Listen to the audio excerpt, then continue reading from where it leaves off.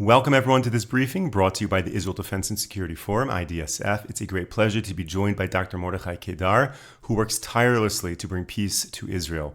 The UAE is a successful model of governance that has brought prosperity to its 7 emirates and normalization with Israel. The question is, can such a model of local clans be replicated in Judea and Samaria and even beyond?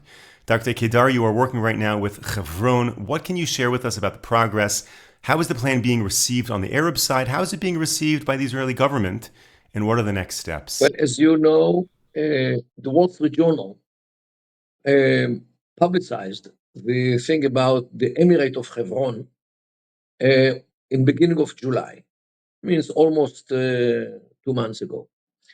The assumption was that once it will be publicized, the Israeli system will very quickly take it as a good option instead of having a Palestinian state, which inevitably will turn into another Hamas state. But here was a surprise. The Israeli government, which should decide to actually recognize Hebron as a separate area from the PA, is too busy with Gaza, with Syria, with the Druze in Syria, with many issues, including Netanyahu's files in court. And so far, and we are talking now on the 26th of August, means 50 days after the publication in Wall Street Journal, and the government has not yet decided to change the policy vis-a-vis Hebron from being part of the PA to being something separate. It needs a change of the policies here in Israel. The government, the army, the Shabak, means the local intelligence, all the bodies which are in charge of the connection between Israel and the PA, they don't know how to work with clans, because the idea of the independence of Hebron is based on the fact that the clans of this town want to be separate from the PA. And they are going to be the source of legitimacy of this emirate. Means that Israel now has to shift its work from the PA. And don't forget, the PA is there already for 31 years. And is all the Israeli mechanisms, like how to transfer money from whatever to the PA, how the security organizations work between Shabak and between the Palestinian security organizations, all the connections which Israel has with the PA are not relevant when it comes to the Emirate of Hebron, because it's a new thing based on different bases. This is not based on the PLO. This is based on local clans which are loyal to the place, not to some idea about the Palestinian state. And don't forget, we are now approaching September, when the French initiative and other countries which join it, like Australia, Britain, Canada, and more countries, are joining the effort or the trend to recognize a Palestinian state. Hebron doesn't want it to be. For these sheikhs and the families in Hebron, they want to join the Abraham Accords as a Hebron separate, not as part of the Palestinian state, because they are afraid the Palestinian state will turn into Hamastan, either by elections, as already happened in January 2006, when Hamas took over the Palestinian Legislative Council, or by coup d'etat, as happened in Gaza in June 2007. Means that if there is a Palestinian state, it will inevitably turn into another Hamastan, either by elections, as already happened, or by coup d'etat, as already happened. So, and the clans of Hebron don't want to be part of it, because they become part of the Palestinian state, which is governed by Hamas, their future is Gaza's present. They don't want it. And they know that this will be the end of the Palestinian state, like Gaza, because the DNA of Hamas is the jihad, and they don't want to be part of it. So they want to separate Hebron from the PA in order to establish their separate emirate, which will live in peace with Israel, not with war. But the Israeli government has not yet decided to accept it and to shift all the mechanisms which work so far with the PA for 31 years, to shift all of these mechanisms to work with the plans of Hebron. And this is our problem today. And since I'm sure that Prime Minister Benjamin Netanyahu, all his ministers are watching this podcast, they definitely will take it into account and assemble in order to decide once and forever to go forward with this initiative of the Hebron plans to establish a separate entity in Hebron. This is essential for this future of Israel, because if the world recognizes a Palestinian state, immediately will come up the question: what borders have this state? Do the state have? Because if we take the Palestinian map, there is no Israel. As you might know, the Palestinian, and this is the scarf which they produce, and this is the PLO. This is the PLO flag. It's not Hamas even. And this is the map. Palestine from the river to the sea. So and this is produced by the PA. Okay? So what is the French initiative adopts or embraces this map? According to the Arab interpretation, definitely. Means now the question will be about the existence of the state of Israel since it was in 1948, not the so-called occupied territories since 1967. And this is now what is at stake. And therefore, we should run forward in order to develop this idea of the independence of Hebron, because let me tell you, if it succeeds in Hebron, the Nablus will follow it in very short while. Jericho, Tulkarem, Kalkilia, and ultimately Ramallah as well will embrace the same idea, because they say that it works financially, economically, from the security point of view. Of course, Israel will be around around the Emirates, separate Emirates, in order to make sure that these places do not turn into a Hamastan. They will have security and stability, and Israel will also enjoy this idea. Now, the principle is that Israel annexes the rural areas. Only the cities will be the Emirates. Emirate in Hebron, Jericho, Ramallah, Nablus, Tulkarem, and Kalkilia, and finally Jenin will also join it. But for Jenin, we'll need another solution, because the clan system in Jenin is very weak because of historical reasons.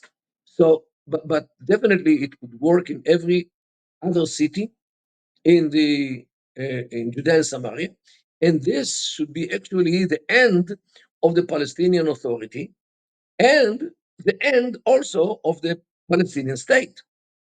Because if all these cities leave the PA will evaporate by itself. And of course, Israel should annex the rural areas, including, and first of all, the Jordan Valley, in order to prevent any invasion from the east. And nobody really knows what is happening there with Iran, with Iraq, with Syria, what happened in Jordan. The question marks about the eastern area from Israel should convince us all that the Jordan Valley for Israel is essential. And this is actually what we are now working on. I'm working day and night in order to convince the government to assemble in order to decide to shift the work from the PA to the Hebron Emirate. It will be there. And what I hope that it will be before the United Nations decide, or the activity of the General Assembly of the United Nations has a decision to recognize the Palestinian state. Dr. Kedar, let me ask you a question. When you talk about this Emirates plan, you're suggesting it as an alternative to a Palestinian state. But the UAE is, in fact, a country on its own. It's a state, so to speak. So why is this an alternate to a Palestinian state as opposed to a Palestinian state under a different mechanism of leadership? No, the UAE is a federation, like the European Union, not like the United States of America. The difference between the United States of America and the European Union is this question of sovereignty. In the States, the sovereignty belongs to the Union, which includes New York, New Jersey, Florida, and Oklahoma all together, okay? In Europe, the sovereignty remained as it was. Germany is sovereign, France is sovereign, Spain, Holland, and all these countries are sovereign. Of course, they united all kinds of things like the currency, but the sovereignty remained as it was. And this is the situation in the UAE. Dubai is separate, is sovereign. Abu Dhabi is sovereign. Ras Al Khaimah, Fujairah, Ajman, Kaiwin, Sharqa, all the 7 emirates of the United Arab Emirates are sovereign. So they are more or less like Europe, rather than the United States of America. This is one thing. But by the way, as a result, let's say if you have a work permit in Dubai, it doesn't mean that you can work in Abu Dhabi or in any other emirate. You have to apply again, and according to other laws, because the law system is different.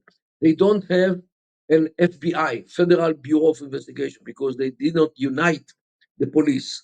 While they united the Ministry of Foreign Affairs, they united the armed forces and the currency.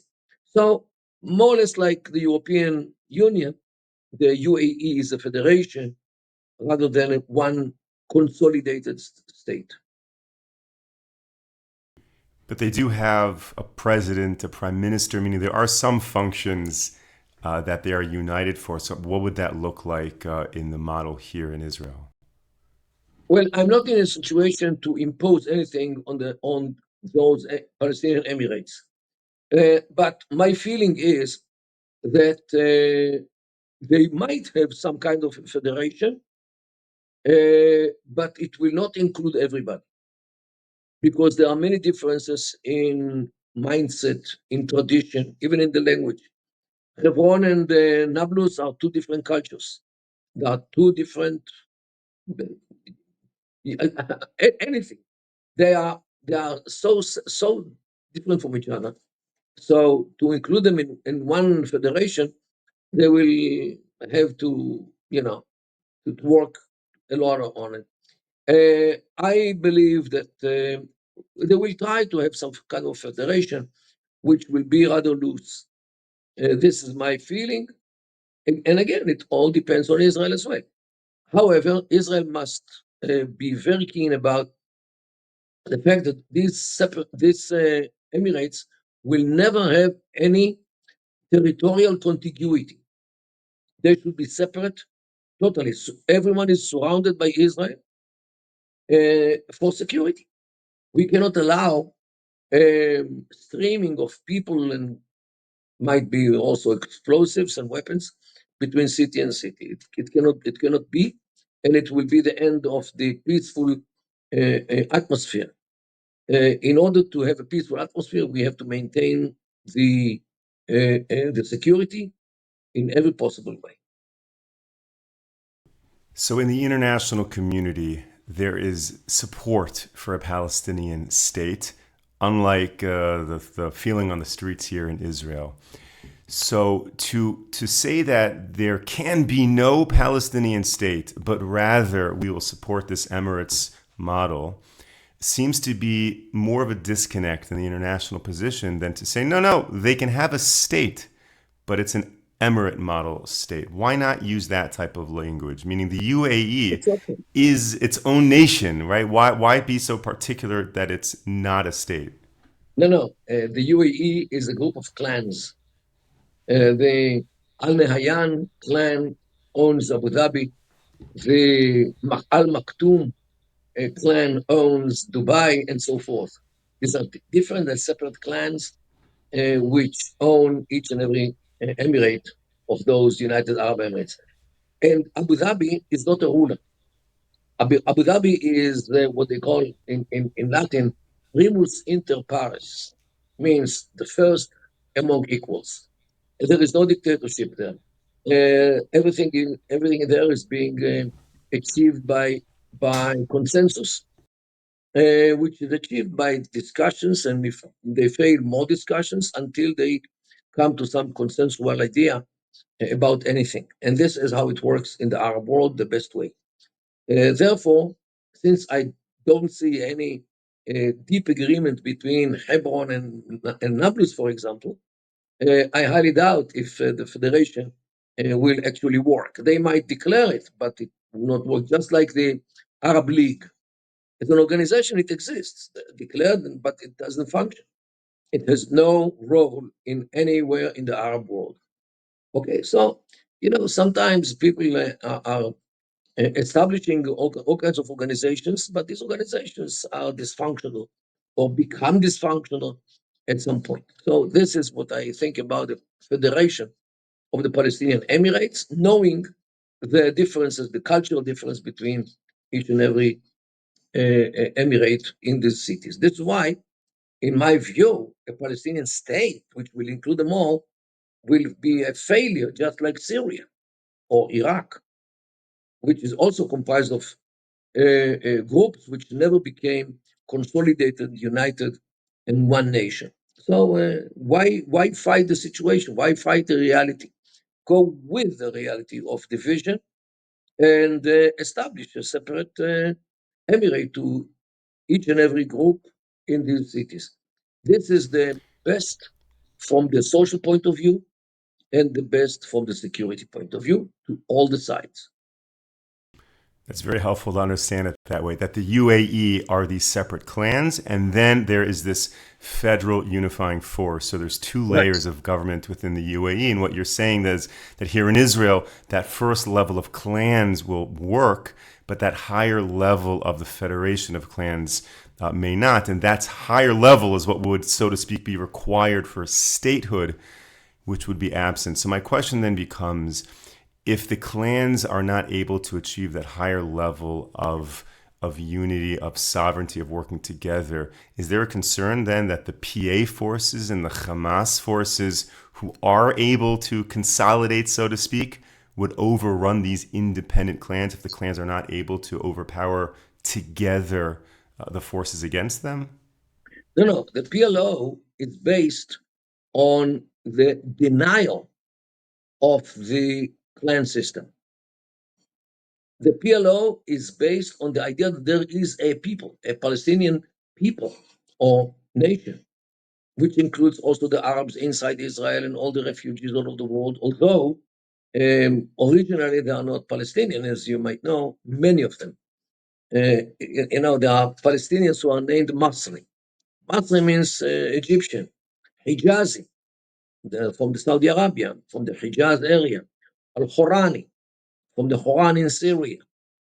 Sorani, from Tyre in Lebanon. Tarabulsi, from Tripoli. Many of them, I would say even most of them, are people who came to work here in the Jewish towns and farms, which were established since the last quarter of the 19th century. So this is the situation. And therefore, we should go forward with this emirate idea because it's the only thing which is based on sociology rather than dreams about nations which do not exist. And you're saying that the Israeli government has not yet embraced this model. What is their big hesitation? First of all, time. They need time to discuss it. I believe between 1 hour and 2 hours, and they will come to the conclusion. This is one thing.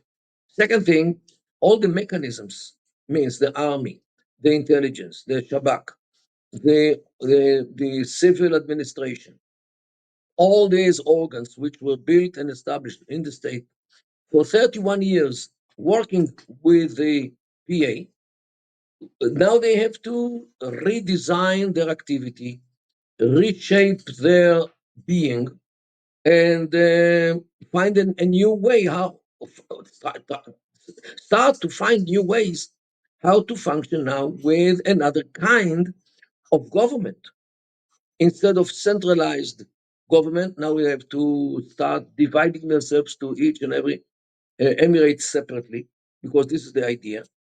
They have now to start speaking to clans rather than speaking to army people who were trained in the United States of America. It's a totally different language. It's a different attitude. It's different mindset. Everything is different.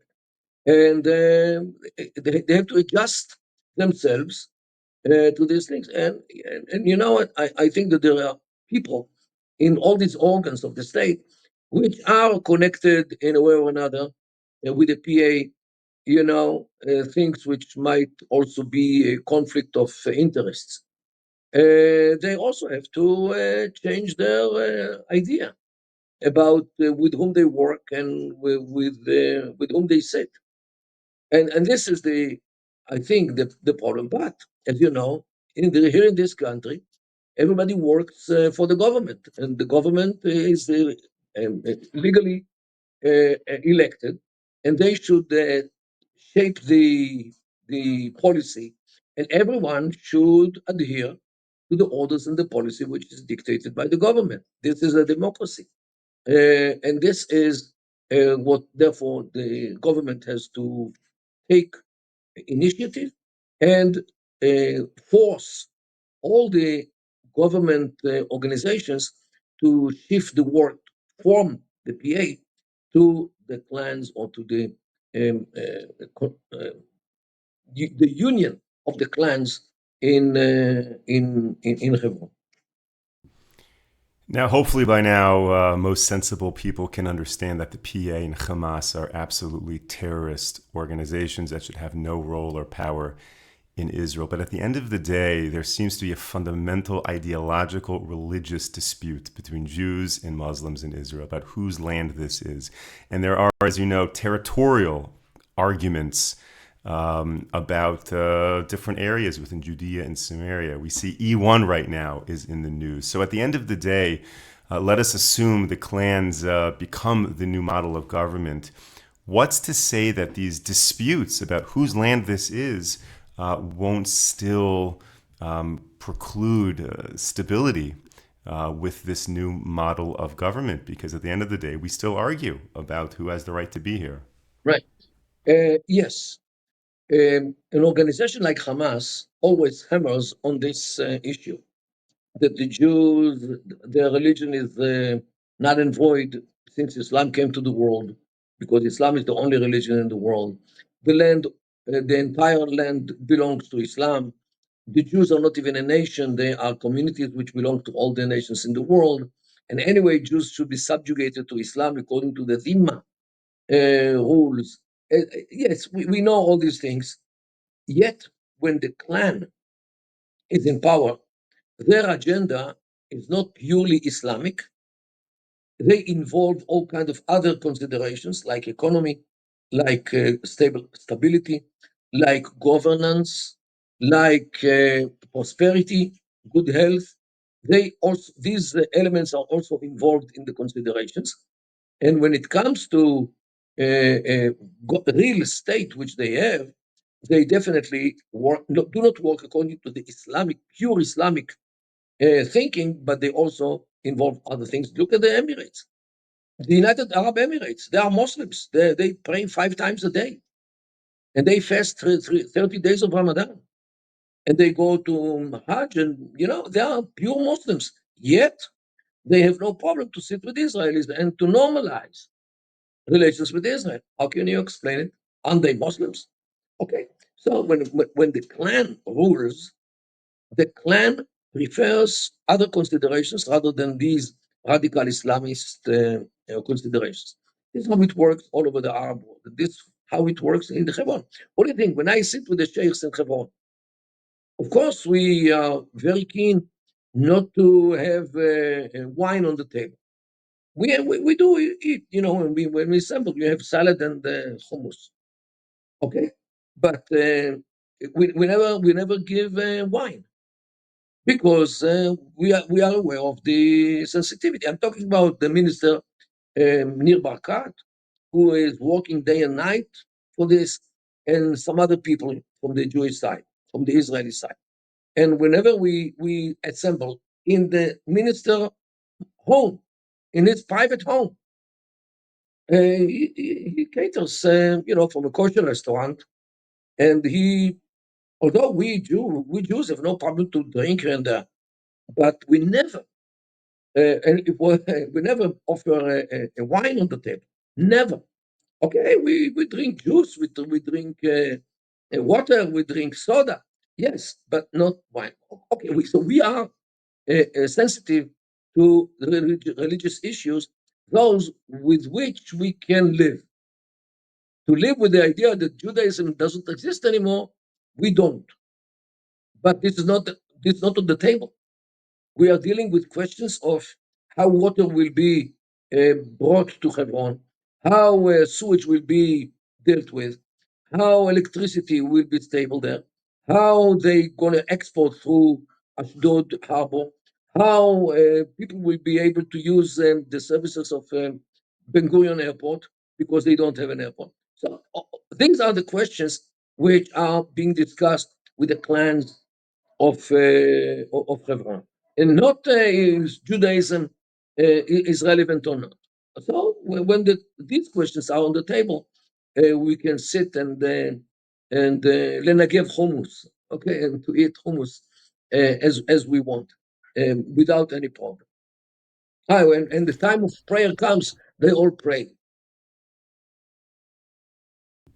Dr. Mordechai Kedar, always a pleasure. Thank you so much for joining me today. Thank you to It's all of our viewers and supporters for tuning into this briefing. Yeah, please. Thank you so much for giving me the pulpit. And since I'm sure that the government is watching it very strictly, I'm more than sure that this talk will change something in the government to go forward with this idea. Amen. Absolutely. I hope By the so. way, let me tell you something else, which is very important. Since it was published by the Wall Street Journal 50 days ago, this idea went over the whole Arab world. People from Syria are calling me, hey, we can use this idea as well. Let's